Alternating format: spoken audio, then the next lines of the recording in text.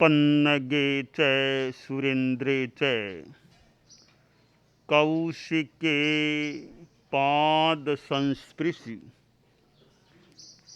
निर्विशेष मनस्काय श्री वीरस्वामिने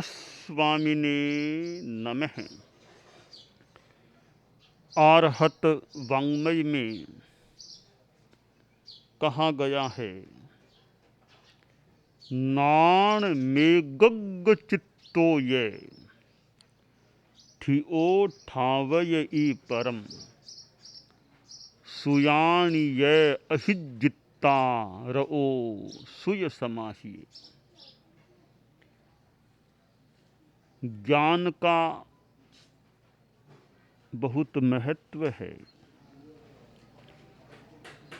स्वाध्याय करने से, श्रुत का अध्ययन करने से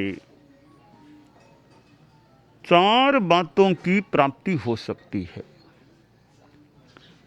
अध्ययन से, स्वाध्याय से 4 बातों की प्राप्ति 4 लाभ। पहला लाभ है नाणम, ज्ञान मिलता है। अध्ययन करो, पुस्तकें पढ़ो, गुरु के पास अध्ययन करो, शिक्षक के पास अध्ययन करो, तो अध्ययन का एक परिणाम आता है कि अध्येता व्यक्ति को, अध्ययनशील को ज्ञान की प्राप्ति हो जाती है। और ज्ञान की प्राप्ति होना भी एक अच्छी उपलब्धि होती है। ज्ञान के लिए पुरुषार्थ करने की भी अपेक्षा होती है। आदमी कुछ प्रयास करता रहे, स्वाध्याय करता रहे। थोड़ा थोड़ा भी करे, ज़्यादा न समय मिले न अनुकूलता, थोड़ा थोड़ा जितना संभव हो उतना करे। कितना कम, श्लोकेन वा तदर्धेन तदर्धार्ध पदेन वा अवंध्यम दिवसम कुर्यात पदमात्राक्षरैरपि। कि ज़्यादा नहीं तो एक श्लोक सीख लो, क्योंकि एक श्लोक जितना भी टाइम नहीं है, तो आधा श्लोक कर लो, उसका आधा कर लो, कुछ पद सीख लो। दिन को सफल बना लो, सुफल बना लो, कुछ कर लो। पद मात्रा अक्षरों के द्वारा कुछ ज्ञान का अर्जन कर लो। प्रयास करने की अपेक्षा होती है। ऐसे ही सोए सोए तो, आलस्य में सोए सोए तो आखिर ज्ञान कैसे मिले। तो प्रयास किया जाए तो अध्ययन से, स्वाध्याय से एक लाभ होता है, आदमी को, अध्येता को ज्ञान की प्राप्ति होती है। दूसरा लाभ है एगग्ग चित्तो ये, आदमी एकाग्र चित्त वाला बनता है। ज्ञान से, स्वाध्याय से चित्त एकाग्र हो जाता है। अब एक तो पढ़ने में मन लग जाता है तो चित्त एकाग्र हो सकता है। ज्ञान अच्छा हो गया तो आदमी फालतू बातों से दिमाग को बचाता है। कुछ अभ्यास अच्छा हो जाता है तो भी चित्त की एकाग्रता हो जाए। पढ़ते पढ़ते चित्त की एकाग्रता की प्रविधियां कुछ ध्यान में आ जाए, समझ में आ जाए, गृहीत हो जाए, तो चित्त एकाग्र हो सकता है। यह दूसरा लाभ है, चित्त की एकाग्रता। तीसरा लाभ है कि ठिओ, आदमी अध्येता सन्मार्ग में अपने आप में स्थित हो जाता है। अच्छा ज्ञान मिल गया भी कि खराब कामों में क्यों जाएं, अच्छे काम करें। सन्मार्ग में स्थित हो जाता है, अपने आप में स्थित होता है। और चौथा लाभ यह कि वह दूसरों को भी सन्मार्ग में स्थापित करने का प्रयास कर सकता है, दूसरों को अध्यात्म में स्थित करने का प्रयास कर सकता है। तो एक आदमी का ज्ञान दूसरों के लिए भी कितना लाभदायी सिद्ध हो सकता है। तो ये 4 लाभ स्वाध्याय से हो सकते हैं। ज्ञान की प्राप्ति नंबर 1, चित्त की एकाग्रता नंबर 2, सन्मार्ग में खुद की स्थिति नंबर 3, और दूसरों को सन्मार्ग में स्थापित कर देना नंबर 4। ये 4 लाभ हैं। तो ज्ञान कितना उपकारक बन सकता है, कितना लाभदायी बन सकता है, और वह स्वाध्याय से प्राप्त हो सकता है। अब पुरुषार्थ करने की अपेक्षा होती है, ज्ञान के लिए श्रम करना होता है। व्याकरण के लिए कहा गया, खान पान सब ही तजय, निश्चय मांडे मरण, घो ची पूली करतो रवे, जद आवे व्याकरण। ज्ञान का एक अंग व्याकरण भी है, ग्रामर भी है। कि व्याकरण कब आ सकती है कि व्याकरण में ऐसे रस नहीं होता है सामान्यतया, एक तरह से अलूणी शिला को चाटने से क्या स्वाद आए। अलूना साग खाए तो भी स्वाद नहीं आता है, अलूना फुलका खाए तो भी स्वाद नहीं आता है। कि अपना आराध्य बड़ा अच्छा लगता है। एक आदमी ने अपने इष्ट से कहा कि आप मुझे बड़े प्यारे लगते हो, बड़े प्रिय लगते हो। अपने इष्ट से कहा, मुझे बड़े प्यारे लगते हो। कहा भी आप मुझे नमक जैसे प्यारे लगते हो, नमक जैसे प्यारे लगते हो। न इष्ट बोला, नमक जैसे खारे, नमक जैसे प्यारे क्या बोलते हो तुम? नमक जैसे खारे बोलते हो, नमक जैसे प्यारे बोलते हो? नमक तो खारा होता है। कि नहीं नहीं, नमक जैसे प्यारे लगते हो आप मुझे। इष्ट ने कहा, रे तुमने यह क्या उपमा, क्या बात कह रहे हो? नमक तो खारा, नमक जैसा खारा तो फिर भी कोई कहे तो वाक्य मान लो बढ़िया बन गया, नमक जैसा खारा। पर नमक जैसा प्यारा, यह तुमने क्या वाक्य बोला? तब वह भक्त बोला कि भगवान आप मुझे नमक जैसे प्यारे हैं। कि कैसे? कि देखिए मैं क्या, इतने लोग हैं, अलूना फुलका खिलाओ तो कितने लोग खाएंगे अच्छी तरह अलूना फुलका। नमक डाला हुआ फुलका खिलाओ तो आराम से खा लेते हैं। तो नमक के बिना वस्तु खाने की भी अच्छी नहीं लगती है। नमक संतुलित मात्रा में डाला हुआ होता है तो वस्तु अच्छी लगती है, चाहे फुलका हो, साग हो, तो नमक से अच्छी लगती है। तो जैसे नमक प्यारा लगता है वैसे आप मुझे प्यारे लगते हो। तो हमें यह जो ज्ञान है वो भी नमक जैसा प्यारा हो जाए। हमारे बाल मुनि छोटे संत हैं, उनको ज्ञान नमक जैसा प्यारा लगने लग जाए। जैसे बिना नमक की वस्तु खाने में थोड़ी रुचि नहीं रहती है शायद कईयों की, ऐसे नमक डाला हुआ रोटी फुल्का अच्छा लगता है, तो साग भी नमक डाला हुआ अच्छा लगता है संतुलित मात्रा में। ऐसे ज्ञान भी प्यारा लगे, ज्ञान का अर्जन करें। तो उस ज्ञान के लिए हमें पराक्रम करने की अपेक्षा होती है, पुरुषार्थ करना चाहिए। तो ये जो दोहे में कहा गया कि इतनी लगन लगा लो, खान पान सब तज, ये नहीं खाने पीने में ज़्यादा रस नहीं, रस लो ज़्यादा ज्ञान अर्जन करने में।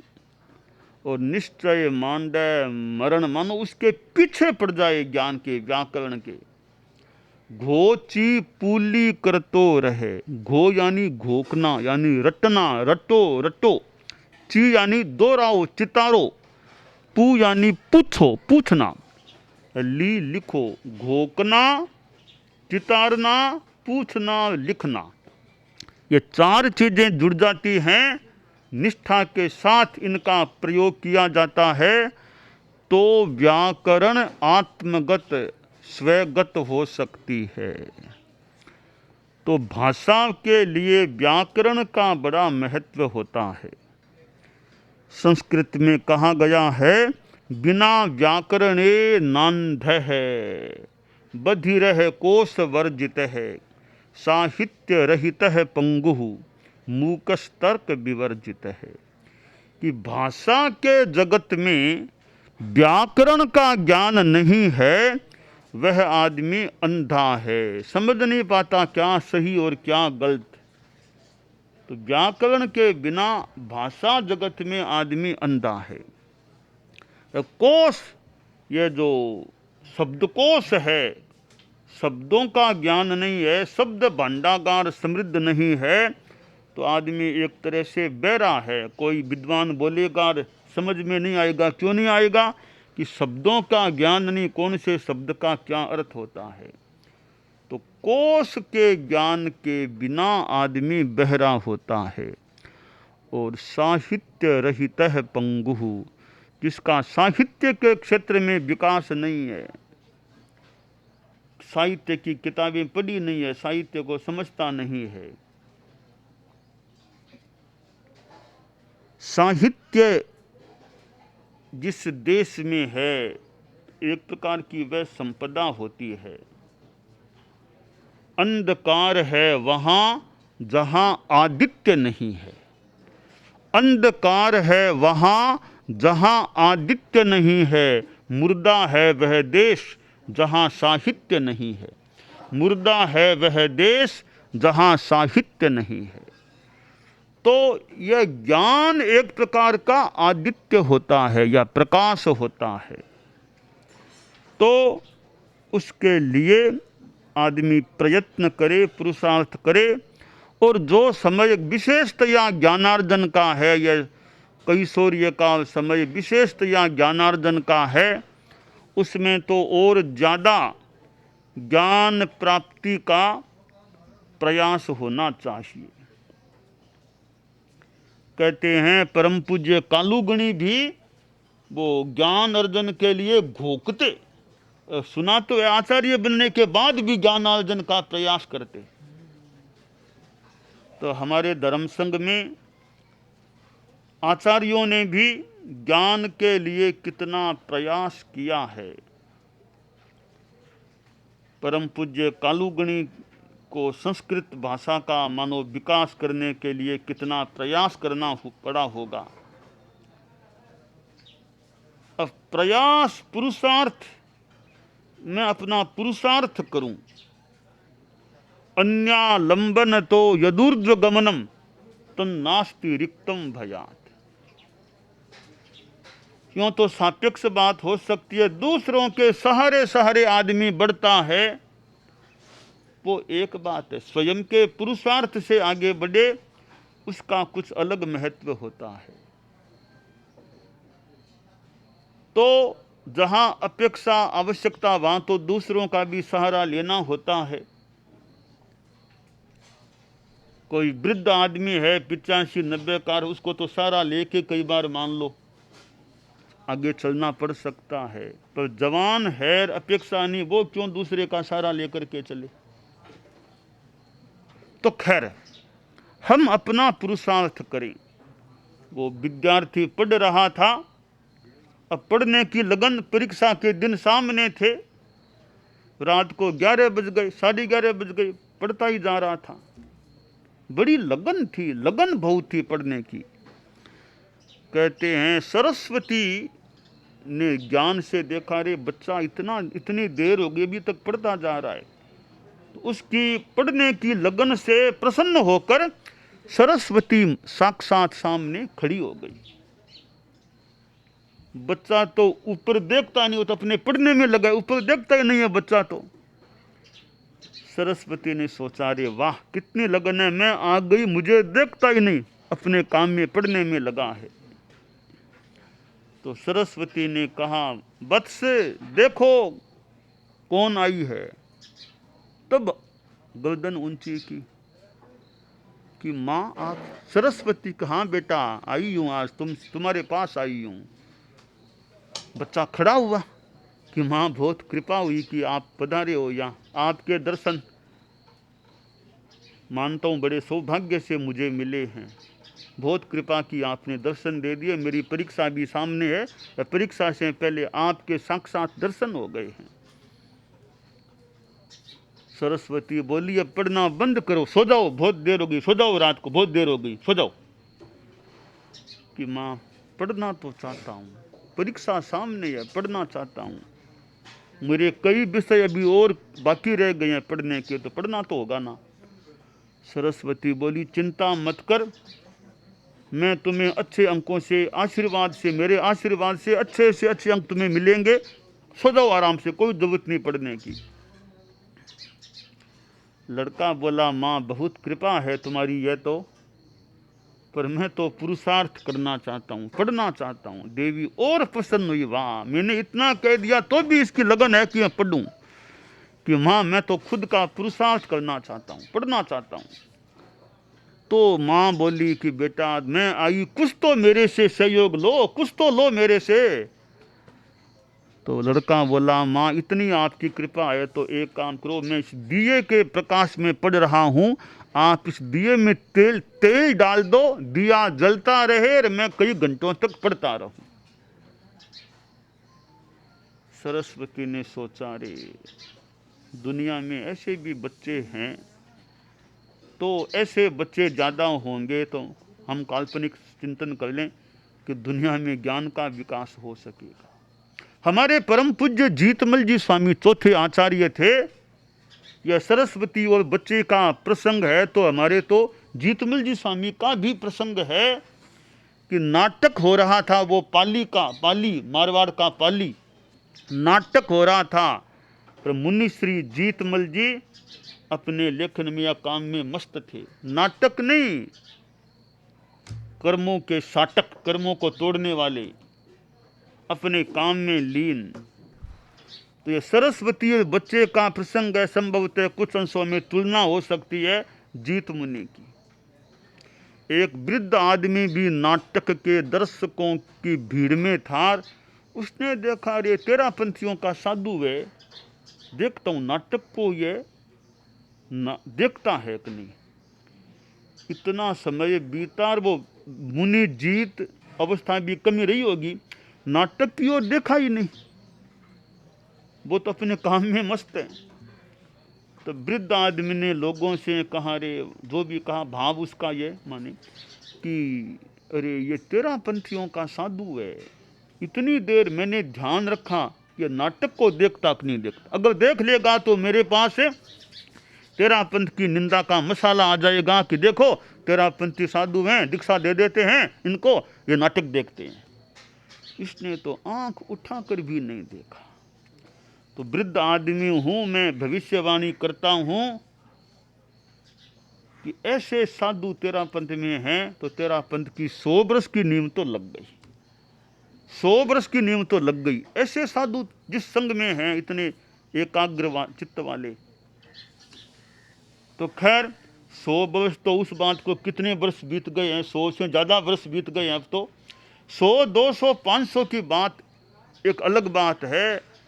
बात है कि कैसे हमारी निष्ठा हो। हमारे बाल मुनि हैं, वो भी जीत मुनि को भी कभी कभी याद कर लें कि जीत मुनि भी कभी हमारे जैसे ही रहे होंगे, जीत मुनि भी बचपन में हमारे जैसे ही रहे होंगे।